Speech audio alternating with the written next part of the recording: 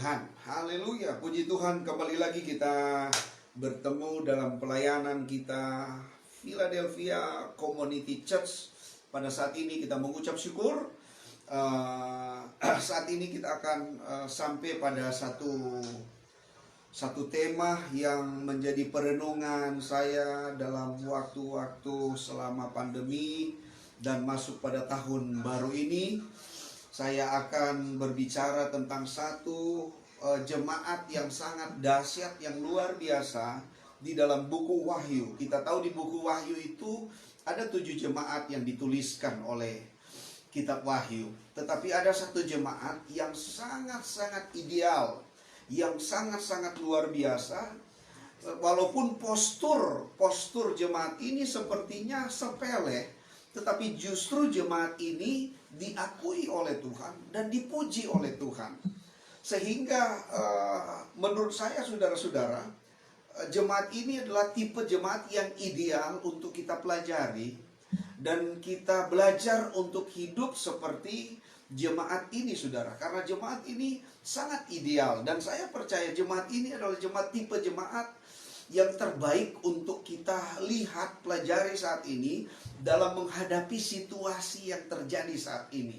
Situasi pandemi, situasi resesi ekonomi, keterbatasan, apalagi belakangan ini ada gempa bumi, kemudian ada bencana alam di beberapa daerah, saudara-saudara, termasuk di Sumedang ada bencana longsor, dan kemudian ada banjir di Kalimantan Selatan, daerah Kalimantan Barat, dan kemudian gempa bumi di Sulawesi Barat, dan kemudian akhirnya beberapa waktu kemarin beberapa kali ada banjir yang melanda kota Manado, Sulawesi Utara, dan ada beberapa tempat yang mengalami longsor.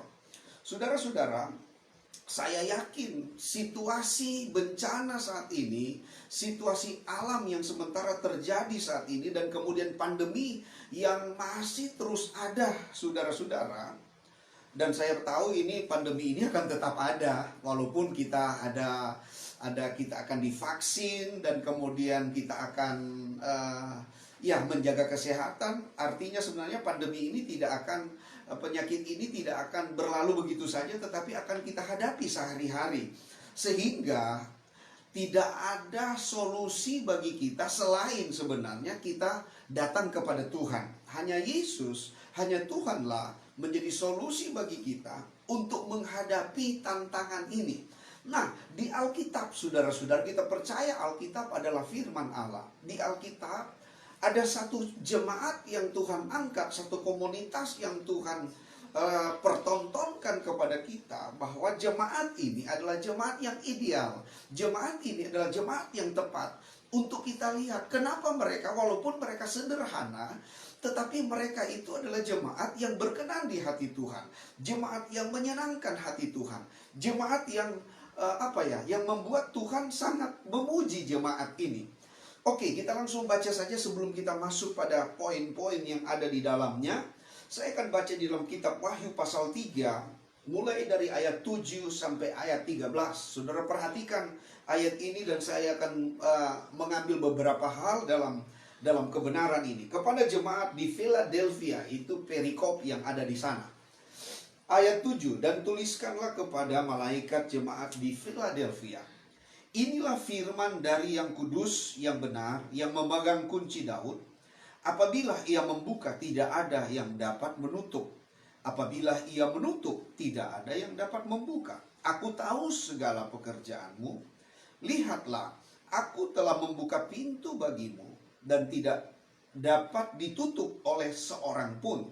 Aku tahu bahwa kekuatanmu tidak seberapa, namun engkau menuruti firmanku, dan engkau tidak menyangkal namaku. Lihatlah, beberapa orang di jemaah iblis, yaitu mereka yang menyebut dirinya orang Yahudi, tetapi yang sebenarnya tidak demikian, melainkan berdusta, akan kuserahkan kepadamu. Sesungguhnya aku akan menyuruh mereka datang dan tersungkur di depan kakimu, dan mengaku bahwa aku mengasihi engkau. Karena engkau menuruti firmanku untuk tekun menantikan aku, maka aku pun akan melindungi engkau dari hari pencobaan yang akan datang atas seluruh dunia untuk mencobai mereka yang diam di bumi. Aku datang segera. Peganglah apa yang ada padamu, supaya tidak seorang pun mengambil mahkotamu. Barang siapa menang, ia akan kujadikan soko guru di dalam bait suci Allahku, dan ia tidak akan keluar lagi dari situ.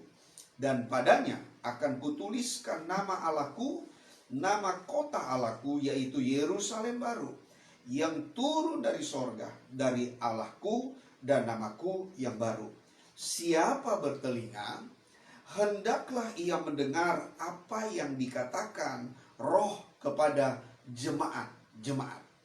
Saudara-saudara yang saya kasihi, ini merupakan satu kebenaran yang harus kita lihat, yang harus kita perhatikan di sini. Karena rupa-rupanya ada satu tipe jemaat, komunitas jemaat yang sangat dipuji, ada respek dari Tuhan untuk jemaat ini. Walaupun saya katakan tadi postur mereka biasa saja. Karena Alkitab mencatat gereja ini, tubuh Kristus ini, saudara-saudara, kekuatannya tidak seberapa. Sekali lagi kita akan kembali lagi begini, saudara. Kenapa saya membawa kita untuk melihat jemaat Philadelphia? Karena alasannya sederhana, saudara-saudara. Saya membaca berulang-ulang dari buku Wahyu ini, saudara-saudara. Saya membaca berulang-ulang tentang 7 jemaat ini. Kita akan dapati memang hanya satu yang berkenan di hati Tuhan. Hanya satu yang membuat Tuhan senang, dan kemudian Tuhan memuji jemaat ini. Artinya tipe jemaat ini, DNA kalau kita pakai bahasa sekarang, DNA dari jemaat ini adalah DNA yang menyenangkan hati Tuhan. Artinya begini, kita seharusnya harus melihat, kita seharusnya harus memakai mikroskop rohani untuk melihat ada apa di dalam jemaat ini. Karena jemaat ini disenangi oleh Tuhan, dipuji oleh Tuhan. Nah, kalau kita dapati jemaat ini, saudara-saudara, kita dapati sederhana jemaat ini. Jemaat ini pertama, postur rohaninya, bahasa saya seperti itu, postur rohaninya, dia punya kekuatan yang tidak seberapa. Katakan sama-sama, kekuatan tidak seberapa. Artinya jemaat ini, perhatikan saya saudara-saudara, artinya jemaat ini menyadari keterbatasannya. Dia menyadari keterbatasannya sebagai manusia, sebagai pribadi. Jadi artinya saudara-saudara, jemaat ini, orang percaya yang namanya komunitas Philadelphia ini menyadari bahwa kalau dia hidup sendiri, dia tidak akan mencapai pertumbuhan yang sempurna. Kenapa? Karena dia punya keterbatasan. Dia sadar kalau sendiri nggak bisa. Dia sadar kalau tidak bersama-sama, dia tidak bertumbuh. Dia sadar kalau tidak ada orang lain, tidak ada yang akan melengkapi hidupnya. Kalau tidak ada pribadi yang lain, maka dia tidak akan dilengkapi. Jadi saudara-saudara, saya ingin membawa pesan firman Tuhan ini. Gereja seharusnya sekarang harus masuk dalam pelayanan tubuh Kristus. Gereja jangan hanya berpikir tembok. Gereja jangan hanya berpikir sinodenya saja. Gereja jangan hanya berpikir untuk dirinya, tetapi dia harus belajar membuat dirinya berfungsi bagi umat yang lain, berfungsi bagi gereja yang lain, berfungsi bagi orang percaya yang lain. Gereja harus memberikan dirinya untuk menjadi bagian dari tubuh Kristus. Karena tubuh Kristus itu adalah gereja yang sempurna. Dan tubuh Kristus ini akan sempurna jika ada orang-orang, jika ada pribadi-pribadi yang mau terlibat di dalamnya, mau masuk di dalam pelayanan tubuh Kristus itu. Coba kita baca 1 Korintus pasal 12 ayat 12. 1 Korintus 12 ayat 12. Saya baca bagi saudara 1 Korintus 12 ayat 12. Ini tentang rupa-rupa karunia tetapi satu roh, temanya di situ. Banyak anggota tetapi satu tubuh. 1 Korintus pasal yang ke-12 ayat 12 saya baca bagi saudara. Karena sama seperti tubuh itu satu dan anggota-anggotanya banyak, dan segala anggota itu sekalipun banyak merupakan satu tubuh. Demikian pula Kristus. Jadi saudara-saudara, kita harus begini saudara. Kalau kita sendiri, kalau kita cuma sendiri, kita tidak dapat berbuat banyak. Kita perlu orang lain. Bukan cuma kita tidak dapat berbuat banyak, tapi kita tidak akan bertumbuh dengan ideal. Kenapa? Karena kita tidak saling melengkapi. Seharusnya gereja itu harus saling melengkapi. Saya dilengkapi. Contoh dalam keluarga, saya dilengkapi kelemahan saya, kekurangan saya dilengkapi oleh istri saya. Supaya apa saudara-saudara? Saya bisa menjadi suami yang ideal. Begitupun sebaliknya. Kalau kita punya spirit sendiri, spirit bahasanya kita punya spirit yang hanya berpikir untuk diri sendiri, maka kita tidak akan menerima apa yang orang lain punya keunggulan, kita tidak akan akui. Jadi sebagai orang percaya, kita mesti tahu saudara-saudara, kita punya kekuatan yang tidak seberapa. Sekali lagi, kita tidak memiliki kekuatan yang besar. Kekuatan kita tidak seberapa. Artinya, kita perlu orang lain untuk ada di samping kita. Kita perlu orang lain untuk bersama-sama dengan kita. Sebab di dalam komunitas kita, disitulah kita akan bersinergi. Disitulah kita akan saling melengkapi. Disitulah kita akan melihat bahwa ada keunggulan dari si A dan si B untuk memperlengkapi kita. Begitupun sebaliknya, hidup kita akan memberikan efek, akan memberikan dampak, akan memberikan solusi kepada orang yang lain. Jadi kita jangan punya roh independen. Roh independen itu tidak bagus. Roh yang hanya mau hidup sendiri. Emangnya di dunia ini hidup sendiri. Kita perlu orang lain. Manusia diciptakan Tuhan itu sebagai makhluk sosial. Artinya dia perlu orang lain. Nah, penyadaran ini tuh penting. Jemaat Philadelphia sadar bahwa mereka punya kekuatan yang tidak seberapa. Jadi kita mesti sadar bahwa kita tidak seberapa. Kalau kita sendiri itu tidak mampu. Kita harus ada orang lain. Kita harus ada dalam komunitas. Kita mesti tertanam di dalam satu komunitas. Karena di dalam komunitas itu kita akan saling menasehati, saling menguatkan, saling meneguhkan, dan lain sebagainya. Haleluya. Coba kita lihat ayat 27 dalam 1 Korintus tadi. Tadi ayat 12. Sekarang 1 Korintus 12 ayat 27. Saya baca bagi saudara. Kamu semua adalah tubuh Kristus. Nah, orang percaya itu adalah tubuh Kristus. Kita mesti sadar ya. Kita tubuh Kristus, artinya kita ada di dalam satu tubuh. Kita ada di dalam tubuhnya Kristus. Ada orang lain di samping kita. Itu artinya dan kamu masing-masing adalah anggotanya. Jadi kita bagian dari tubuh Kristus. Jadi kita harus belajar menyadari bahwa kalau kita sendiri, kita tidak sanggup, kita tidak mampu, kita tidak dapat berbuat banyak untuk orang lain kalau kita sendiri. Jadi kita harus belajar untuk berfungsi untuk tubuh Kristus, berfungsi untuk orang lain.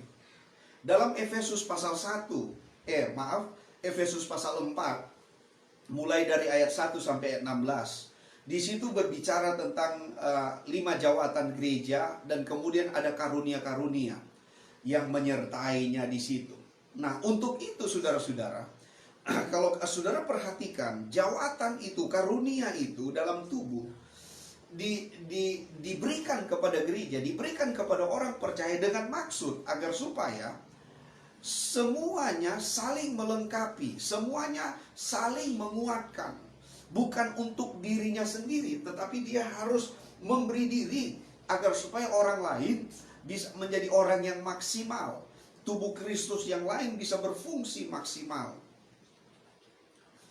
Jadi kalau kita melihat sekali lagi, kita kembali kepada jemaat Philadelphia, mereka tidak punya kekuatan yang cukup, tidak punya kekuatan yang besar. Alkitab memberikan kesaksian, kekuatannya tidak seberapa. Jadi jemaat tubuh Kristus harus sadar, orang percaya harus sadar, kekuatan kita tidak seberapa. Makanya kita perlu orang lain, kita perlu Tuhan untuk memperlengkapi kita, untuk menuntun kita, untuk membimbing kita. Kita perlu orang lain. Jadi jangan merasa hebat, jangan merasa kita sudah mampu sendiri, nggak bisa. Kita perlu orang lain. Nah, bagaimana? Pertanyaannya bagaimana agar supaya hal ini bisa terrealisasi? Bagaimana supaya kita berfungsi dalam tubuh Kristus? Kita kembali dalam Roma pasal yang ke-12. Ayat terkenal. Roma 12. Bagaimana kita dapat berfungsi? Roma 12 ayat 1 dan ayat yang kedua. Saya baca bagi saudara, Roma 12 ayat 1 dan kedua. Bagaimana kita dapat memiliki kekuatan yang tidak seberapa ini bisa berfungsi? Nah, ini caranya. Roma 12 ayat 1 dan 2. Saya baca bagi kita. Karena itu saudara-saudara, demi kemurahan Allah, aku menasehatkan kamu supaya kamu mempersembahkan tubuhmu. Bahasa Inggris tubuh itu menunjukkan kepada lebih dari satu. Bukan cuma tubuh Kristus, tubuh, tetapi tubuh-tubuh, bodies. Jadi bukan cuma satu. Jadi sebenarnya di sini kita akan berbicara tentang tubuh Kristus, bukan bicara tentang tubuh kita pribadi, tapi kita berbicara tentang tubuh Kristus sebenarnya. Sekali lagi saya baca kepada kita semua. Karena itu, saudara-saudara, demi kemurahan Allah, aku menasihatkan kamu supaya kamu mempersembahkan tubuhmu sebagai persembahan yang hidup, yang kudus, dan yang berkenan kepada Allah. Itu adalah ibadahmu yang sejati. Jadi yang pertama, bagaimana agar supaya kita, tadi kita sadar kita nggak bisa sendiri. Nah, bagaimana agar supaya kita bisa maksimal? Nah, kita harus belajar mempersembahkan tubuh. Artinya kita mesti belajar berfungsi di dalam tubuh Kristus. Saya percaya semua orang punya talenta. Dia punya 1 talenta, dia punya 2 talenta, 3 talenta yang Tuhan memang berikan kepadanya. Masing-masing orang punya karunia yang Tuhan telah berikan kepadanya. Nah, karunia-karunia inilah, talenta-talenta inilah yang harus disinkronkan, disatukan, menjadi bagian daripada tubuh Kristus kita. Nah, untuk mensinkronkan itu, kita sebagai yang memiliki tubuh harus belajar mempersembahkan tubuh. Kita harus belajar merelakan hidup kita untuk berfungsi. Kita harus belajar untuk merelakan hidup kita, tubuh ini saudara-saudara, dipersembahkan. Dipersembahkan sebagai persembahan yang hidup, sebagai persembahan yang kudus, yang berkenan kepada Allah. Karena apa? Karena itu katanya ibadah yang sejati. Jadi ibadah sejati itu bukan kita bertepuk tangan, bukan kita kumpul di satu gedung, bukan. Ibadah sejati adalah manakala kita mempersembahkan tubuh kita untuk berfungsi kepada tubuh Kristus, untuk berfungsi kepada orang lain. Mempersembahkan hidup kita agar supaya orang lain diberkati. Mempersembahkan tubuh kita supaya orang lain dilengkapi. Mempersembahkan tubuh kita supaya orang lain dibangunkan imannya. Mempersembahkan tubuh kita agar supaya orang lain memperoleh manfaat. Orang lain bisa berjumpa dengan Tuhan, bisa mengalami pemulihan, bisa mengalami kesehatan, bisa mengalami lawatan Tuhan. Kita harus belajar mempersembahkan tubuh. Itu adalah ibadah yang sejati kita. Haleluya. Jadi ibadah sejati adalah ibadah yang mempersembahkan hidup kita dari waktu ke waktu kepada Tuhan sebagai persembahan yang hidup, yang kudus, dan yang berkenan. Itu tiap hari, itu tiap saat. Bukan sewaktu-waktu, bukan hari Minggu, bukan ibadah-ibadah tertentu, bukan. Tetapi setiap waktu, anytime, kapanpun, 24 hours, kita harus belajar mempersembahkan tubuh kita kepada Tuhan. 24 jam sehari, itu maksudnya 24 hours. Biar sedikit-sedikit saya tahu bahasa Inggris. Karena sekolah saya dulu sekolah bahasa Inggris. Cuma sudah tidak berfungsi lagi, udah tidak baca-baca buku lagi. Mestinya saya mungkin tinggal di Amerika atau di Eropa supaya lancar bahasa Inggris. Sekali lagi sudah cuma joke tadi. Jadi mempersembahkan tubuh. Nah, mempersembahkan tubuh, habis itu ayat kedua dia bilang begini, janganlah kamu menjadi serupa dengan dunia ini, tetapi berubahlah oleh pembaharuan budimu, sehingga kamu dapat membedakan manakah kehendak Allah, apa yang baik, yang berkenan kepada Allah, dan yang sempurna. Jadi di sini saudara-saudara, Tuhan bukan cuma mengajarkan kepada kita bagaimana kita mempersembahkan tubuh, tetapi kita mesti sadar bahwa ada yang menghalangi kita untuk mempersembahkan tubuh. Yang menghalangi kita untuk mempersembahkan tubuh itu adalah paradigma kita. Makanya Alkitab katakan, berubahlah oleh pembaharuan budimu. Kita mesti berubah cara berpikir kita. Kita mesti isi pikiran kita dengan kebenaran. Waktu pikiran kita terisi dengan kebenaran, maka kebenaran itu akan keluar lewat perkataan kita. Nah, waktu perkataan itu kita keluarkan, maka akan berbuahkan perilaku di dalam hidup kita. Jadi saudara-saudara, sangat penting pembaharuan akal budi. Kenapa ada orang yang sudah terima Yesus tidak berubah? Karena dia berhenti di situ. Dia tidak belajar untuk mengalami pembaharuan akal budi. Pembaharuan akal budi inilah yang akan membentuk cara berpikirnya, yang akan membentuk perasaannya, yang akan membentuk jiwanya, sehingga apa yang dia pikirkan, apa yang dia lakukan, itu saudara-saudara berasal, bersumber dari paradigma yang benar. Kalau pikirannya diisi oleh firman Allah, pikirannya selalu diisi oleh kebenaran, saya percaya akan terlahirlah perkataan benar, akan terlahirlah pikiran benar, akan terlahirlah perilaku benar. Jangan lupa, dan akan terlahirlah perasaan yang benar. Jadi perasaan benar itu dimunculkan sebenarnya oleh paradigma yang benar. Makanya harus berubah paradigma kita.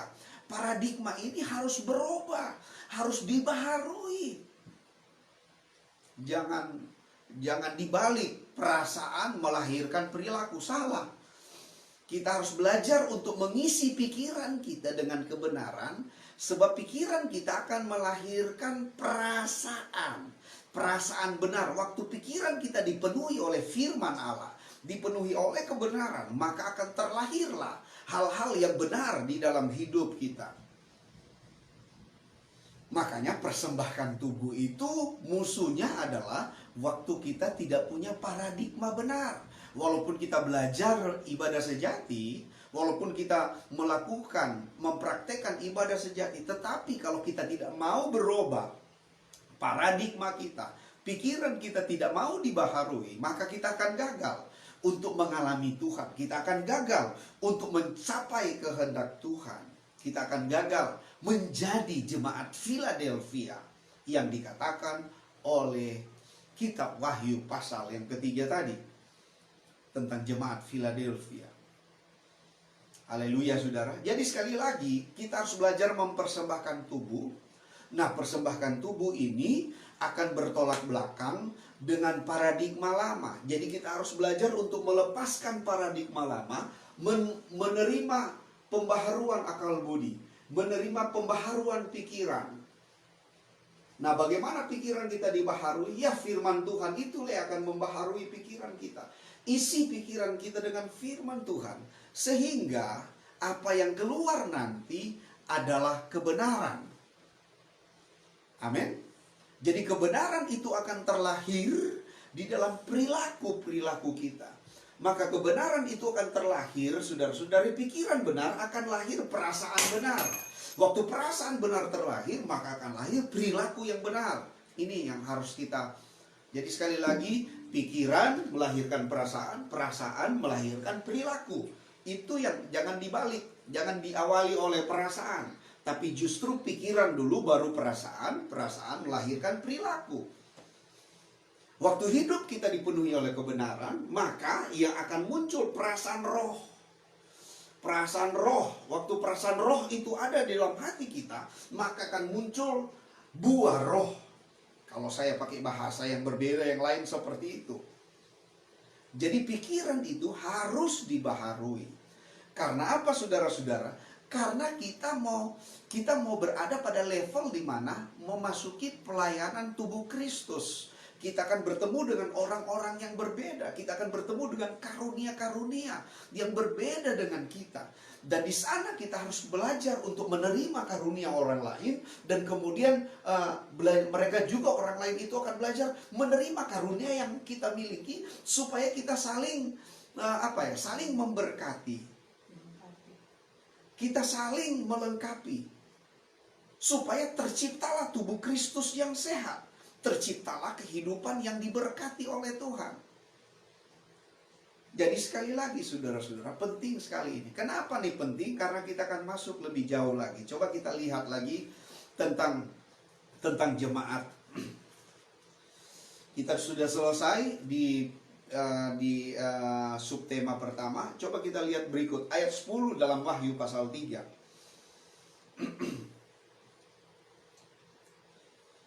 Kita mengacu dari buku Wahyu pasal 3 ayat 7 sampai ayat yang ke-13. Kita belajar dari jemaat Philadelphia, jemaat yang dipuji, yang dikenan oleh Tuhan. Dan jemaat inilah jemaat yang paling ideal dari ketujuh jemaat yang dituliskan oleh buku Wahyu. Ayat 10, karena engkau menuruti firman-Ku untuk tekun menantikan Aku. Yang berikut, saudara-saudara, kita lihat di sini jemaat ini. Pertama tadi jemaat punya kekuatan yang tidak seberapa, tetapi di satu sisi juga mereka menuruti firman Tuhan. Walaupun kekuatan tidak seberapa, mereka menuruti firman Tuhan. Sekali lagi, kekuatan tidak seberapa, tetapi mereka menuruti firman Tuhan. Kekuatan tidak memadai, tetapi mereka, saudara-saudara, taat pada firman Tuhan. Ini tuh penting. Kita masuk di bahasa Pentakosta. Taat. Kita harus belajar taat pada firman. Ketaatan pada firman akan memproduksi iman sejati. Sekali lagi, ketaatan kepada firman Tuhan akan melahirkan, akan memproduksi iman yang sejati. Banyak orang beriman di dunia ini, tetapi tidak banyak orang yang taat.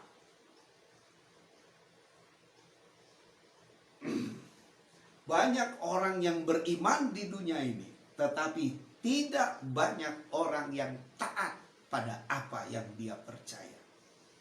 Makanya saya yakin, saudara, begini, saudara-saudara, saya punya keyakinan begini. Orang yang beriman belum tentu taat, tetapi orang yang taat sudah pasti adalah orang yang beriman. Jadi ketaatan itu, saudara-saudara, ketaatan kita terhadap firman Tuhan akan memproduksi kepercayaan yang sejati. Saudara bisa lihat tentang Abraham, ada banyak contoh di Alkitab.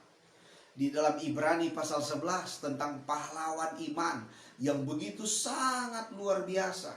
Tetapi jangan lupa, dari semua itu, saudara-saudara, dari orang-orang yang hebat, Dan kemudian kita melihat di pasal ayat-ayat terakhir dari pasal yang ke-11 di situ, ada orang yang disiksa, ada orang yang digergaji. Apakah mereka tidak beriman? Mereka beriman.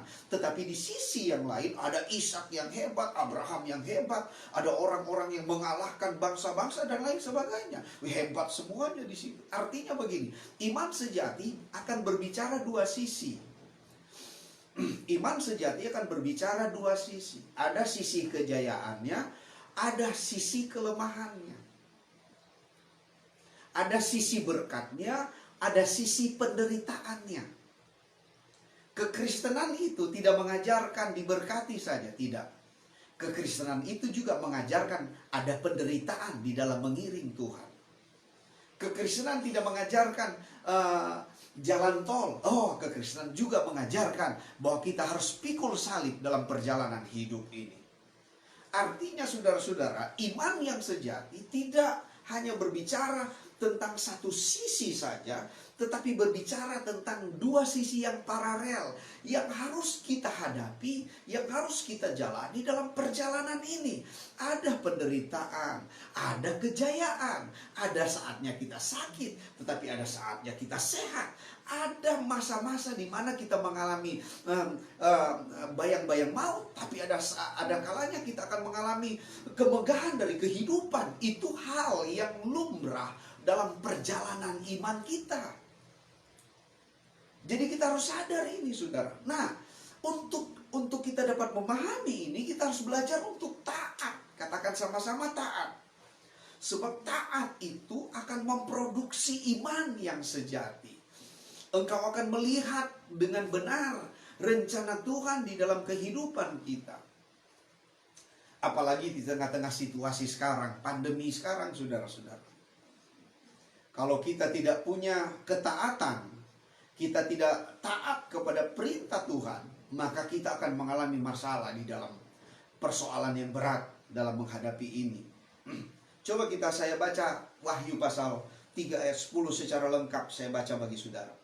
Karena engkau menuruti firman-Ku untuk tekun menantikan Aku, maka Aku pun, perhatikan baik-baik ayat ini, maka Aku pun akan melindungi engkau dari hari pencobaan yang akan datang atas seluruh dunia untuk mencobai mereka yang diam di bumi.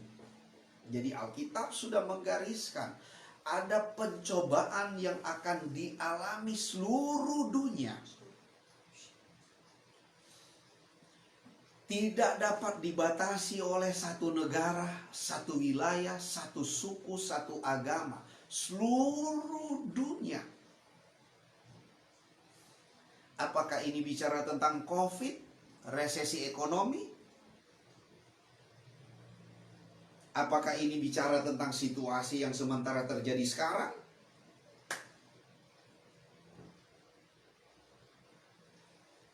Jangan kita terpengaruh dengan keadaan itu. Mari kita pandang kepada Yesus. Yang harus kita kerjakan adalah jangan merasa kita sudah hebat. Itu pertama. Kekuatan kita tidak seberapa. Kitab Wahyu berkata begitu. Jemaat Philadelphia sadar kekuatan mereka tidak seberapa. Dari kesadaran itu mereka melihat mereka perlu firman Tuhan. Mereka perlu taat terhadap firman Tuhan. Karena firman Tuhan sumber dari iman sejati. Waktu iman sejati memenuhi hati mereka, maka mereka akan kuat menjalani hidup ini. Mereka akan menang terhadap tantangan-tantangan kehidupan. Mereka punya iman yang mengalahkan dunia. Mereka punya iman yang sanggup yang sanggup melampaui segala persoalan dan masalah yang dihadapi oleh umat Tuhan. 1 Yohanes 5 ayat 5 berkata, siapakah yang dapat mengalahkan dunia? Yaitu iman kita kepada Yesus Kristus. Jadi iman kita yang dapat mengalahkan situasi sekarang. Tapi iman itu harus terlahir dari mana, saudara-saudara? Dari ketaatan kita terhadap firman Tuhan. Itu penting. Taat. Mari kita belajar sama-sama untuk taat. Saya bukan orang yang taat. Saya masih belajar untuk taat kepada Tuhan. Mari kita saling mendorong untuk taat kepada firman Tuhan. Ini penting. Sebab ketaatan terhadap firman Tuhan akan membentuk postur rohani kita. Akan membentuk kehidupan rohani kita yang ideal. Yang sama dengan keinginan Tuhan. Ini yang penting. Haleluya, puji Tuhan. Dan berikut saudara-saudara, kenapa iman itu penting? Saya akan baca Lukas pasal 18, ini ayat terakhir. Tentang iman. Ketaatan pada firman akan melahirkan iman yang sejati. Coba kita lihat Lukas. Kenapa iman itu harus kita perhatikan? Alasannya sederhana. Alkitab berkata orang benar hidup oleh percaya, hidup oleh iman. Jadi bukan oleh perasaan, tapi oleh iman. Orang benar itu hidup oleh iman. Tapi saya akan baca satu ayat yang terkenal di dalam Lukas pasal 18 ayat 8. Lukas 18 ayat 8, saya percaya saudara sudah sering dengar ini. Lukas 18 ayat yang ke-8. Aku berkata kepadamu, ia akan segera membenarkan mereka. Akan tetapi, jika, perhatikan baik-baik, jika anak manusia itu datang, jika Yesus Kristus itu datang kembali, saya terjemahkan seperti itu. Adakah Yesus mendapati iman di bumi? Ini pertanyaan. Jadi ini PR bagi kita. Artinya begini saudara, di akhir zaman Yesus datang, akan terjadi krisis iman. Ini jangan main, ini bukan main-main. Karena ayat ini dia bertanya, adakah Yesus waktu datang, anak manusia datang, adakah dia mendapati iman di bumi ini? Jadi artinya Tuhan cari iman, itu pertama. Dan kedua, kalau bertanya seperti itu berarti ada sesuatu tentang iman orang percaya di bumi ini. Makanya kita harus bangun iman sejati. Nah, iman sejati terlahir dari mana, saudara? Iman sejati terlahir dari ketaatan terhadap firman Tuhan. Waktu saudara taat terhadap firman Tuhan, percayalah, Tuhan tidak pernah berdusta kepada kita. Waktu Anda taat terhadap firman Tuhan, percayalah, Tuhan selalu mau menolong kita. Percayalah, ketaatan itu merupakan hal yang penting. Ketaatan itu bukan apa? Bukan teologi ya. Ketaatan itu adalah gaya hidup. Ketaatan itu saudara-saudara adalah produksi proses dari kita percaya kepada, kita taat kepada firman Tuhan. Jadi iman kita saudara-saudara untuk menjadi aktif itu karena ada proses ketaatan. Waktu kita taat maka terjadilah iman sejati. Waktu kita percaya Yesus pertama kali dan Yesus ada dalam hati kita, itu adalah iman. Sudah ada modal kita, ada iman, ada anugerah yang Tuhan taruh dalam hati kita. Kita percaya kepada Yesus. Tetapi untuk membuat iman ini menjadi aktif, iman ini bisa bergerak, saudara-saudara, Anda perlu untuk taat. Sebab taat itu akan mematangkan iman kita, akan membuat iman kita menjadi iman yang matang, iman yang apa ya, yang ranum, iman yang siap untuk dinikmati, iman yang betul-betul sudah mengalami proses.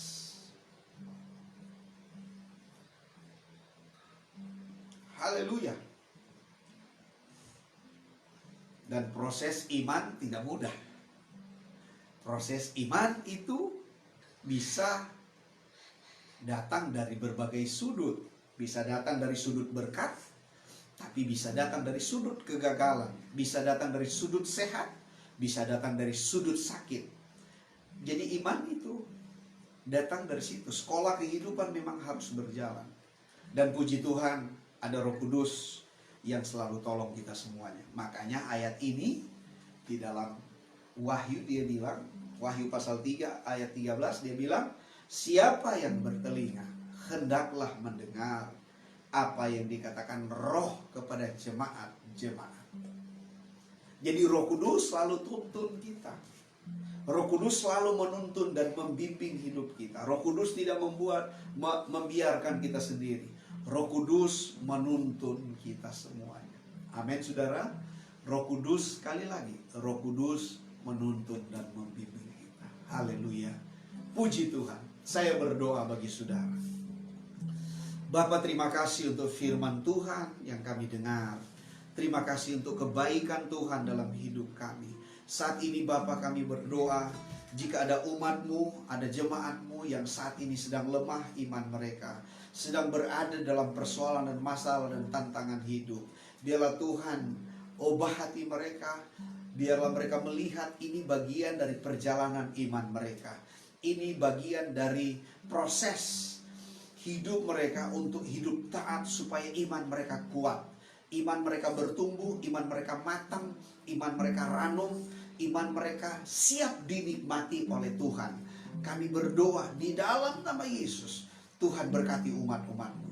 Jika ada engkau yang sakit saat ini, yang mendengarkan secara langsung ataupun yang mendengarkan lewat YouTube dalam video rekaman, melalui grup-grup, jika saudara sakit, saya percaya ada kuasa Tuhan yang akan menyembuhkan hidupmu. Saat ini hamba berdoa kepada jemaat-Mu yang sakit, umat-Mu, gereja-Mu, tubuh Kristus yang mengalami persoalan dan masalah. Hamba berdoa di dalam nama Yesus, mereka yang sakit COVID-19, yang terpapar virus, hamba berdoa di dalam nama Yesus, sembuhkan mereka Tuhan, pulihkan mereka, sembuhkan paru-paru mereka, saluran pernafasan mereka Tuhan.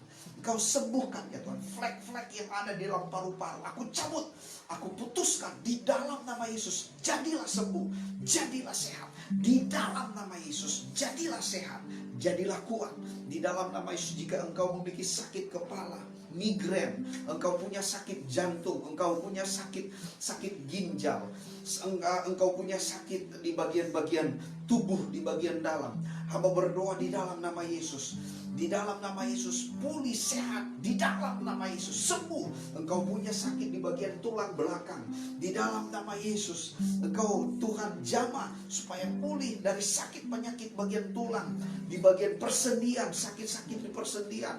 Hamba berdoa di dalam nama Yesus, sembuh. Engkau yang sakit di bagian mata, sinusitis di bagian hidung, di dalam nama Yesus, di dalam nama Yesus, sembuhlah engkau dari sakit penyakit. Bangkitlah engkau dengan iman di dalam nama Yesus Kristus. Begitu juga Bapak hamba berdoa jika mereka ada masalah dalam keluarga, Tuhan tolong pulihkan keluarga mereka. Jamah jika anak mereka, Engkau pulihkan hubungan orang tua dan anak, hubungan antara kakak dan adik, hubungan antara mereka keluarga, di dalam nama Yesus. Tuhan tolong bangkitkan gerejamu, bangkitkan umatmu, supaya tetap terus taat terhadap firman Tuhan. Terima kasih, ajar kami untuk menyadari kekuatan kami tidak seberapa. Kami perlu orang lain, kami perlu Tuhan. Di dalam nama Tuhan Yesus Kristus. Haleluya, puji Tuhan. Shalom, Tuhan memberkati. Haleluya.